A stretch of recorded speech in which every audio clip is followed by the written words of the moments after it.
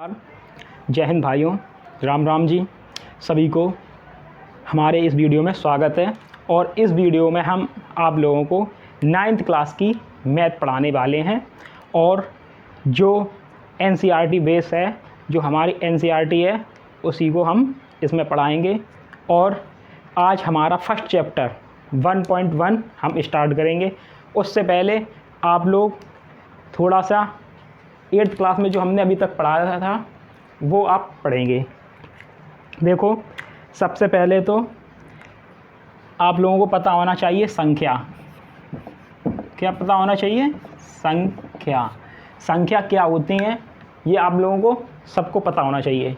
तो हम आशा करते हैं कि आप लोगों को संख्या पता होंगी, नहीं पता तो थोड़ी हम बता रहे हैं। और सबसे पहले इसमें हो जाएंगी दो चीज़ें, ठीक है। एक हो जाएगी हमारी वास्तविक संख्या। क्या हो जाएंगी? वास्तविक संख्या, ठीक है। इधर हो जाएंगी काल्पनिक संख्या। क्या हो जाएंगी? काल्पनिक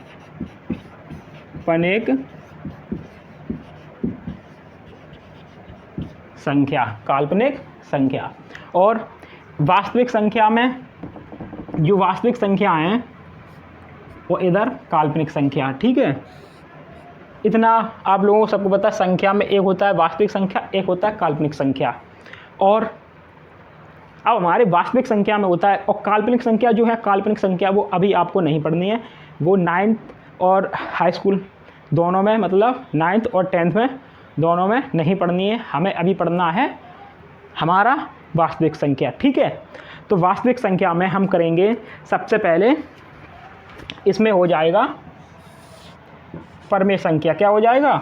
परमेय संख्या, ठीक है। और इधर हो जाएगा अपरमेय संख्या, ठीक है। यहाँ तक सभी को आता है अपरमेय संख्या, ठीक है।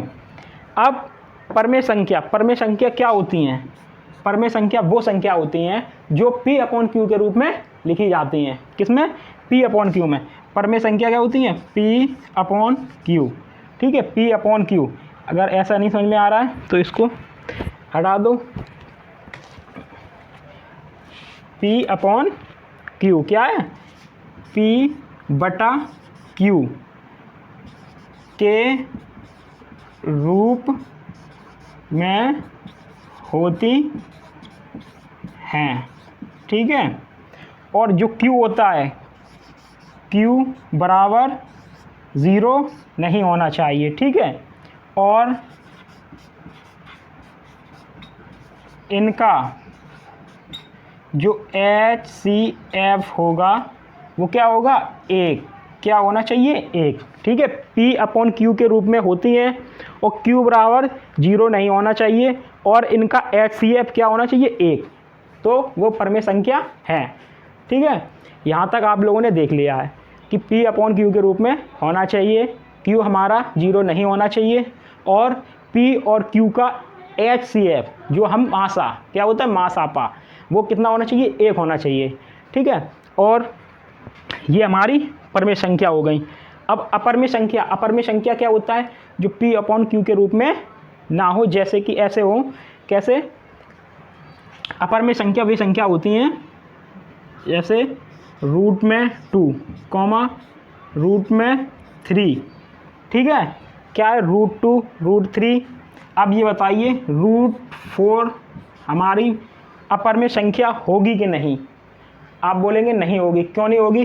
क्योंकि रूट 4 को हम ऐसे लिख सकते हैं, रूट में 2 × 2 लिख सकते हैं। रूट 4 को 2 × 2 लिख सकते हैं हम लोग। तो रूट 4 हमारा अपरमेय संख्या नहीं होगा। अब रूट में से 2 का जोड़ा बनाते हैं तो ये 2 बाहर निकल आते हैं, तो ये क्या हो जाएगा? 2। तो 2 हमारा क्या है? परमेय संख्या।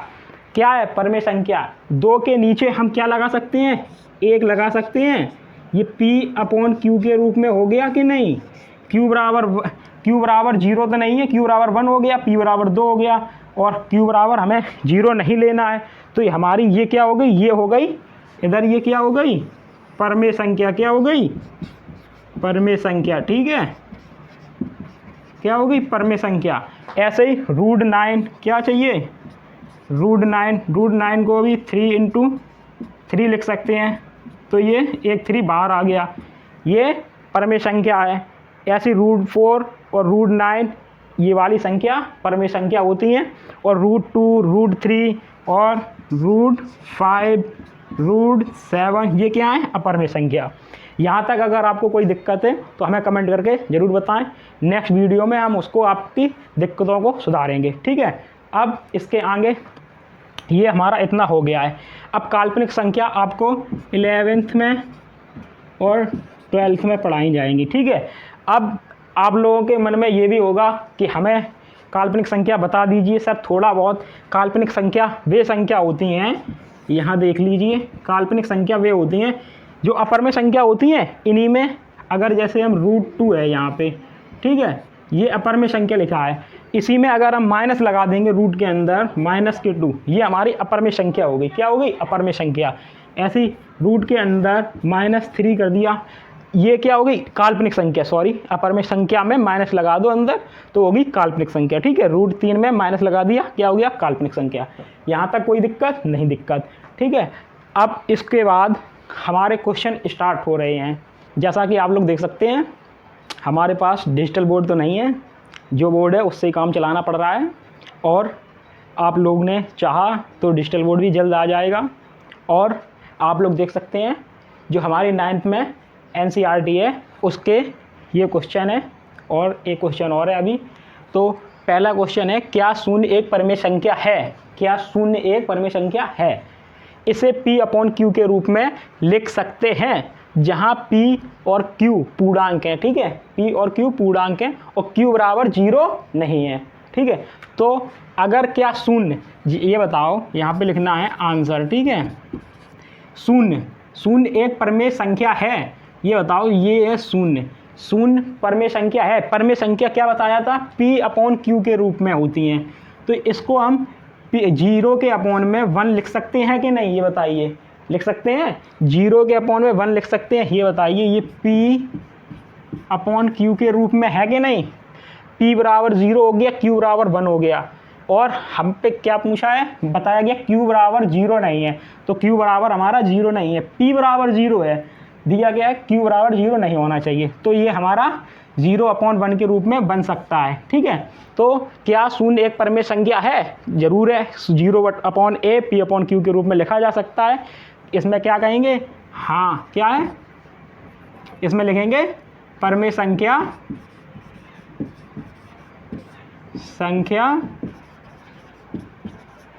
है, ठीक है, परमेय संख्या है। इसे P/Q के रूप में लिख सकते हैं, लिख लो, ठीक है, जहाँ P और Q पूर्णांक हैं, पूर्णांक 0 है और 1 है, ठीक है, और Q बराबर 0 नहीं है। ये हमारा फर्स्ट क्वेश्चन ये हो गया। यहाँ तक कोई दिक्कत हो तो आप लोग बता सकते हैं। फिर आगे क्या है, आगे है अब 3 और 4 के बीच 6 परमेय संख्या ज्ञात करो।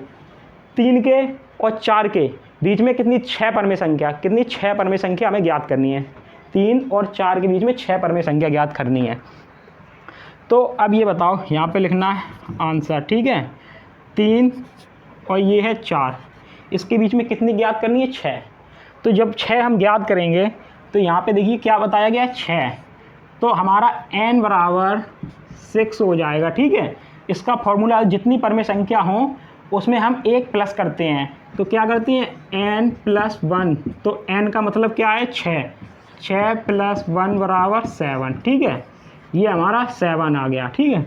अब इसमें 3 और 4 में हम 7 से क्या करेंगे, गुणा व भाग, 7 से, इसमें भी 7 से गुणा व भाग करेंगे, ठीक है। अब ये क्या हो गया, 3 7 या 7 या 3 7 क्या हो गया, 21, क्या हो गया, 21/7, ठीक है। इसमें क्या होगा, 7 चौको 28 या 4 7 28, क्या हो गया, 28/7, ठीक है। अब हमारी 21/7 ये वाली संख्या होगी, 21/7 ये वाली संख्या होगी, 28/7 हो गई। अब इनके बीच में जो संख्या आ रही हैं वही 6 परमेय संख्या होगी। ठीक है, तो 21/7 के बाद क्या आता है हमारा 22/7, फिर क्या आता है 23/7, 24/7, 25/7, ठीक है, और 26/7, 27/7 और हमारी थी क्या 28/7। ठीक है, अब 6 संख्या परमेय संख्या पूछनी थी, 1 2 3 4 5 6, हमारी ये 6 परमेय संख्या हो गई। क्या हो गई 21/7 ये वाली संख्या हो गई थी और 7 चौको 28/7 ये वाली संख्या हो गई थी। अब इनके बीच में हमने कर दिया 21 के बाद आता है 22, क्या आता है 22, तो 22/7, 23/7, 24/7, 25/7, 26/7, 27/7। ठीक है, तो सबसे आसान तरीका यही है आपका। ठीक है, तो ये हमारी 6 परमेय संख्या हो गई हैं। ठीक है, 7 का हमने गुणा किया भाग किया, गुणा किया भाग किया, इनके बीच में ये 6 परमेय संख्या हो गई। यहाँ तक कोई दिक्कत नहीं? दिक्कत। अब इसमें देखो 3/5 और 4/5 के बीच 5 परमेय संख्या ज्ञात कीजिए। कितनी ज्ञात करनी है 5, कितनी करनी है 5, कितनी करनी है 5। ठीक है, तो अब 3/5 और 4/5 के बीच में कितनी 5 परमेय संख्या ज्ञात करनी है, कितनी करनी है 5। तो जब हम 5 परमेय संख्या ज्ञात करेंगे तो कैसे करेंगे, 3/5 है यहाँ पे 3/5 और यहाँ पे 4/5 है 4/5। ठीक है, अब यहाँ पे आंसर लिखेंगे, आंसर। अब 3/5 और 4/5 और हमें कितनी ज्ञात करनी है 5, कितनी ज्ञात करनी है 5। तो सबसे पहले हम करेंगे n बराबर हमें 5 दिया गया है, तो n + 1 बराबर 5 + 1 बराबर 6 हो जाएगा। तो हमें गुणा और भाग किसका करना है 6 का, किसका करना है 6 का, क्या करना है गुणा और भाग। अब इसमें हम अगर इसमें हम 6 इधर कर रहे हैं 6 इधर कर रहे हैं, ठीक है 6 इधर कर रहे हैं 6 इधर कर रहे हैं, तिछंग क्या हो गया 18 और 5 छक्का 30, 4 छेंग क्या हो गया 24, 5 छक्का 30। ठीक है, इतना हो गया 18/30, 24/36। अब इनके बीच में हमें कितनी 5 संख्या कितनी है 5, तो 18 के बाद क्या आता है 19/30, फिर 19 के बाद 20/30, फिर 21/30, फिर 22/30, ठीक है, फिर 23/30, फिर 24 तो है ही हमारा 24/36, 5 छक्का 30 ही होगा, 36 कहाँ से लिख दिया 30। ठीक है, तो 19/30, 20/30, 21/30, 22/30, 23/30, 1 2 3 4 5, हमारी 5 पूछी गई थी, ये 5 हो गई हैं। यहाँ तक कोई दिक्कत हो तो कमेंट में बताना। ठीक है, ये आप लोग नोट कर लीजिए, यही हमारा आंसर हो जाएगा। ये 5 हो गई, यही हमारा आंसर। अब हमारा फर्स्ट क्वेश्चन भी हो गया, सेकंड क्वेश्चन भी हो गया, थर्ड क्वेश्चन भी हो गया। अब फोर्थ क्वेश्चन हम नोट कराने जा रहे हैं। ठीक है, ये आपने नोट कर लिया होगा। अब फोर्थ क्वेश्चन हम नोट कराने जा रहे हैं। आप लोग देख सकते हैं लाइट भी चली गई है, चलो पर काम चलाते हैं इसी से। प्रत्येक प्राकृतिक संख्या एक पूर्ण संख्या होती है। जितनी प्राकृतिक संख्याएं वे पूर्ण संख्या के अंदर आती हैं कि नहीं, तो पूर्ण संख्या हमारी ये है, इनके अंदर प्रत्येक प्राकृतिक संख्या है कि नहीं, सारी प्राकृतिक संख्या हैं। पूर्ण संख्या के अंदर सभी प्राकृतिक संख्या आती हैं। ठीक है, तो ये हमारा क्या हो जाएगा, इसका आंसर हो जाएगा सत्य है। क्या है, सत्य है। ठीक है, क्योंकि प्राकृतिक संख्या ये है हमारी और पूर्ण संख्या ये है, पूर्ण संख्या के अंदर पूरी प्राकृतिक संख्या आती हैं। ठीक है, अब क्या है, प्रत्येक पूर्णांक एक पूर्ण संख्या होती है।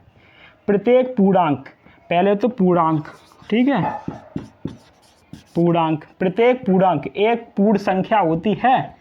अब पूर्ण संख्या,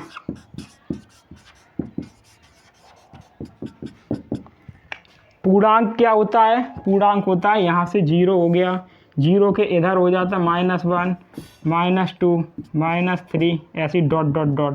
ठीक है, ऐसे इधर हो जाता है 1 2 3 4 डॉट डॉट डॉट n तक, ऐसे इधर, ठीक है। तो ये है हमारे पूर्णांक, क्या है, ये है पूर्णांक, ठीक है। इधर 0 के इधर माइनस में होता है, इधर प्लस में होता है, ये पूर्णांक है। और ये पूर्ण संख्या तो अभी हमने लिखी थी 0 से होता है डॉट डॉट डॉट, तो 0 से होता है 1 2 3 4 डॉट डॉट डॉट n तक, ठीक है।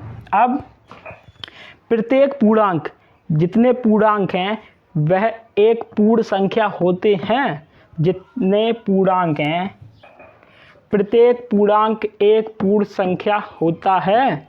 तो ये बताओ, प्रत्येक पूर्णांक, जितने पूर्णांक हैं पूर्ण संख्या होते हैं।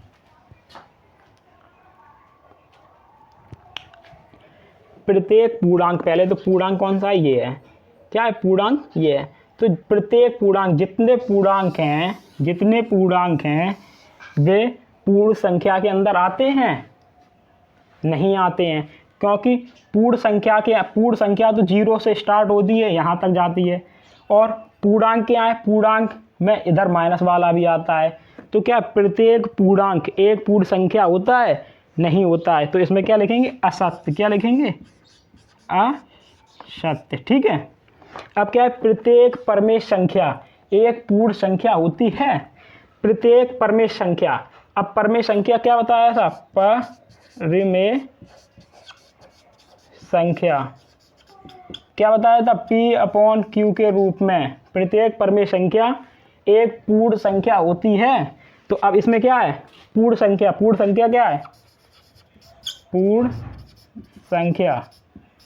पूर्ण संख्या क्या थी, पूर्ण संख्या 0 से स्टार्ट, 0 1 2 3 फिर डॉट डॉट डॉट n तक, यही तो है प्रत्येक परमेय संख्या। जितनी परमेय संख्या है 1/1 या 2/1 या 3/1 ये, या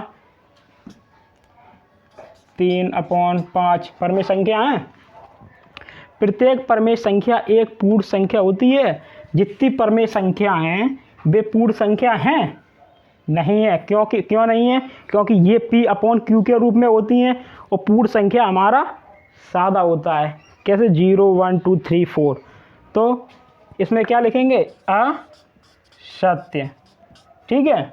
ये हमारी एक्सरसाइज ख़त्म हुई है, ये एक्सरसाइज ख़त्म हो गई है। अब 1.2 नेक्स्ट वीडियो में आप देखेंगे। और वीडियो अगर अच्छी लगी हो तो लाइक करें, चैनल को सब्सक्राइब करना ना भूलें और बेल आइकन को दबा लें, ताकि आपके पास नेक्स्ट वीडियो जल्दी से जल्द आ सके, उसका नोटिफिकेशन आपके पास आ जाएगा। और वीडियो को लाइक ज़रूर कर दें। धन्यवाद।